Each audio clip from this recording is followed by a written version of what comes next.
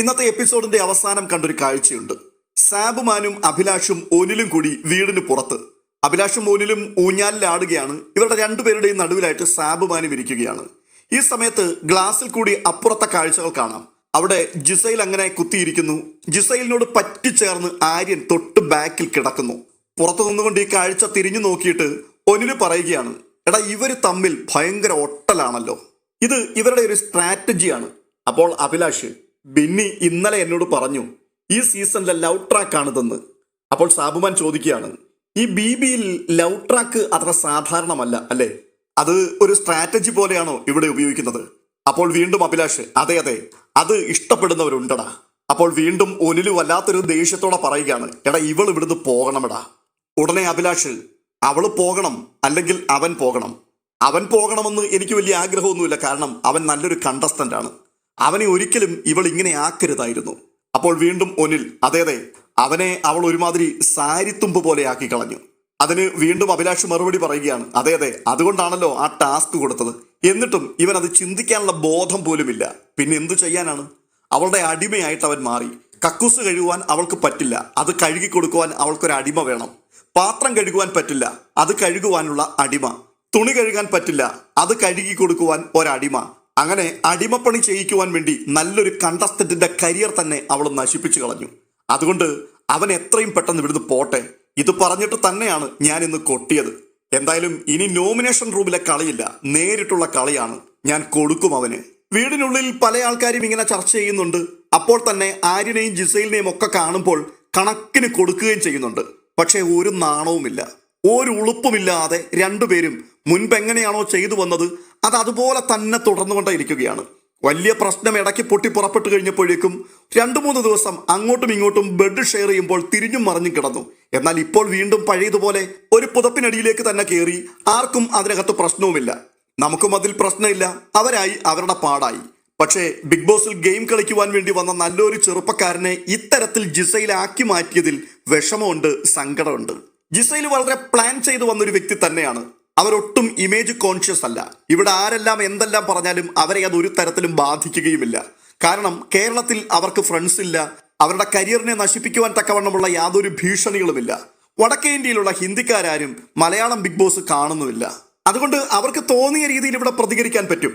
അവർ വന്നു കയറിയപ്പോൾ തന്നെ അവരുടെ ചൂണ്ടയിൽ വീണ നല്ലൊരു ഇരയായിരുന്നു ആര്യൻ. ആര്യനെ വെച്ചുകൊണ്ട് എല്ലാ തരത്തിലും അവർ മുതലെടുപ്പ് നടത്തി നല്ല രീതിയിൽ ഒരു വാർത്ത അവർ സൃഷ്ടിക്കുകയും ചെയ്തു. 100 ദിവസം ബിഗ് ബോസിൽ നിൽക്കണം, പറ്റിയാൽ കപ്പും എടുക്കണം. ഈ 100 ദിവസം അവിടെ നിൽക്കുവാൻ വേണ്ടിയുള്ള നല്ല ഗെയിം പ്ലാനോട് കൂടി തന്നെയാണ് ജിസൈൽ ബിഗ് ബോസിനുള്ളിലേക്ക് വന്നത്. അതുകൊണ്ട് തന്നെയാണ് ഭക്ഷണ ദൗർലഭ്യം ഏറെ നേരിട്ടുകൊണ്ടിരിക്കുന്ന ആ വീടിനുള്ളിൽ ഇടയ്ക്കും തലയ്ക്കും ഒക്കെ പല ആൾക്കാർക്കും അവർ ഭക്ഷണം ഉണ്ടാക്കിക്കൊണ്ട് കൊടുക്കുന്നത്.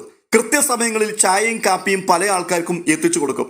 പല ആൾക്കാർക്കും എന്ന് പറയുമ്പോൾ അവിടെ തന്നോട് മുട്ടാൻ സാധ്യതയുള്ള അല്ലെങ്കിൽ തനിക്ക് ഭീഷണിയാകാൻ സാധ്യതയുള്ളവർ എന്ന് തോന്നിയ ഓരോ പുരുഷന്മാരെയും അവരിങ്ങനെ സെർവ് ചെയ്ത് അവരുടെ പാവാട വള്ളിയിൽ കെട്ടിക്കളഞ്ഞു. അത് വിളിച്ചു പറയാനുള്ള ധൈര്യം കാണിച്ചത് അനുമോളാണ്. കുറെ ആൾക്കാർ വളഞ്ഞിട്ട് ആക്രമിച്ചെങ്കിലും അവർ പറഞ്ഞത് ശരിയായിരുന്നുവെന്ന് പിന്നീട് ആ വീട്ടിനകത്തും പുറത്തുമുള്ള ആൾക്കാർ ആവർത്തിച്ച് പറയുന്നത് പലപ്പോഴും നമ്മൾ കേട്ടു. ജിസൈൽ ഒരു നല്ല ഗെയിമറാണ്, ബ്രില്യൻ ഗെയിമറാണ്, നല്ല പ്ലാനിങ്ങോടുകൂടി ഇറങ്ങിത്തിരിച്ചൊരു വ്യക്തിയാണ്. ഓരോ ആൾക്കാരുടെയും വീക്ക്നെസ് എന്താണെന്ന് ജിസൈലിന് നന്നായിട്ട് അറിയാം. അവരെ കയ്യിലെടുക്കുവാൻ വേണ്ടിയുള്ള അല്ലറ ചില്ലറ പൊടിക്കൈകളൊക്കെ ജിസൈലിന്റെ കയ്യിലുണ്ട്. എന്തിനേറെ പറയുന്നു, വീക്കെൻഡ് എപ്പിസോഡിൽ ലാലേട്ടനെ പോലും കമിഴ്ത്തി അടിക്കുവാൻ വേണ്ടിയുള്ള തയ്യാറെടുപ്പുമായിട്ടായിരുന്നു അവർ വന്നത്. അതിലവർ വിജയിക്കുകയും ചെയ്തു. എന്തെല്ലാം കുറ്റകൃത്യങ്ങൾ കാണിച്ചിട്ട് വന്നാലും ലാലേട്ടന് പോലും എന്തൊരു ബഹുമാനവും ആദരവുമാണ് ജിസൈലിനോടുള്ളത്.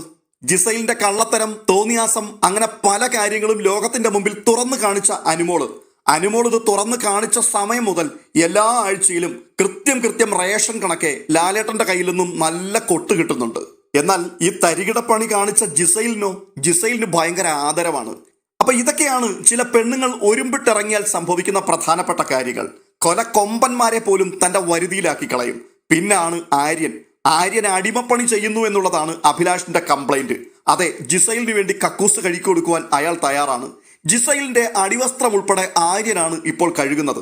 അത് പലയാവർത്തി ബിഗ് ബോസ് എടുത്ത് കാണിച്ചിട്ടുള്ള ഒരു കാര്യമാണ്. ഒരു നാണവും ഉളുപ്പുമില്ലാതെയാണ് ഇത് കഴുകിക്കൊണ്ടുവന്ന് പുറത്ത് ഗാർഡൻ ഏരിയയിൽ അവിടെ സ്റ്റാൻഡിൽ വിരിച്ചൊക്കെ ഇടുകയും അതുകൊണ്ട് ആരെങ്കിലും എന്തെങ്കിലും കൊട്ടേഷൻ അടിച്ചാൽ അവർക്കിട്ട് നല്ല നാല് ചീത്തയും പറഞ്ഞിട്ട് വീണ്ടും അടുത്ത അടിവസ്ത്രം തിരക്കി പോകുന്ന ആര്യൻ എന്തൊരു നാണം കെട്ട ജന്മമായി മാറിയിരിക്കുകയാണ്. നമ്മൾ ലേശം ഉളുപ്പ് എന്നൊക്കെ പറയില്ലേ, അങ്ങനെ ഒരു സംഗതി ഉണ്ടായിരുന്നെങ്കിൽ, ഈ ഉളുപ്പ് എന്ന് പറയുന്ന സംഭവത്തിന്റെ അർത്ഥം എന്താണെന്ന് അറിഞ്ഞിരുന്നുവെങ്കിൽ അയാൾ ഇങ്ങനെയൊന്നും ആവില്ലായിരുന്നു. 23 വയസ്സ് മാത്രം പ്രായമുള്ള കൊച്ചു പയ്യനല്ലേ എന്നൊക്കെ പലരും പറയുന്നുണ്ടായിരുന്നു. ഇന്ന് രാവിലെ ഞാനിട്ട ഒരു വീഡിയോയുടെ കീഴിൽ വന്നിട്ട് ഒരു ചങ്ങാതി ആര്യന്റെ ഡേറ്റ് ഓഫ് ബർത്ത് ഉൾപ്പെടെ എഴുതി വെച്ചു. ആ ഡേറ്റ് ഓഫ് ബർത്ത് പ്രകാരം അയാൾക്ക് വയസ്സ് 23 അല്ല 26 ഉണ്ട്. ഇനിയിപ്പോൾ 23 എന്ന് തന്നെ നമുക്ക് സമ്മതിക്കാം.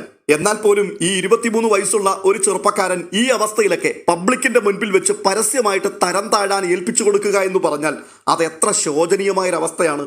നമ്മുടെയൊക്കെ വീട്ടിൽ 10 വയസ്സുള്ള ഒരു ആൺകുട്ടി ഉണ്ടെങ്കിൽ അവൻ പോലും ഈ ഒരു അവസ്ഥയിലേക്ക് തരം താഴില്ല. ഒരുപക്ഷെ അങ്ങനെ ഒരു സാഹചര്യം വന്നാൽ അത് ലജ്ജയോടുകൂടിയായിരിക്കും ആ കുട്ടി ചെയ്യുക. അത്രമാത്രം ആര്യൻ എന്നൊരു കഥാപാത്രം അധപ്പതിച്ചു പോയി. അല്ല എങ്കിൽ അത്രമാത്രം ആര്യനെ അടിമയാക്കി വെക്കുന്നതിൽ ജിസൈൽ എന്ന വ്യക്തി വിജയിച്ചു. ഇത് കണ്ടും കേട്ടും മടുത്തിട്ടാണ് ഓനിൽ പറഞ്ഞത് ഇവൻ ഇവിടുന്ന് പോകണമെന്ന്. അങ്ങനെ ആര്യനെ പുറത്താക്കുവാൻ വേണ്ടി എന്തെങ്കിലും ഒരു പദ്ധതി നിങ്ങൾ ആവിഷ്കരിക്കുന്നുണ്ടെങ്കിൽ 100 പുണ്യം ദൈവം നിങ്ങൾക്ക് നൽകുമെന്നേ പറയാൻ കഴിയുകയുള്ളൂ. എന്തായാലും ബിഗ് ബോസ് ആ ഒരു പരിപാടി ചെയ്യാൻ തയ്യാറാവില്ല. ബിഗ് ബോസ് മാക്സിമം ആര്യനെ അവിടെ പിടിച്ചു നിർത്താനാണ് ശ്രമിക്കുന്നത്. 2 ആഴ്ചയ്ക്ക് മുമ്പ് പുറത്തു പോകേണ്ടതാണ്.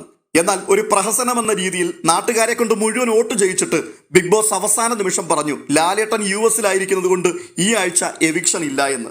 അതിനുശേഷം കഴിഞ്ഞ ദിവസവും പുറത്തു പോകേണ്ടതായിരുന്നു. എന്നാൽ പകരം രണ ഫാത്തിമയെ പുറത്തു വിട്ടിട്ട് ആര്യനെ വീണ്ടും അവിടെ നിർത്തി.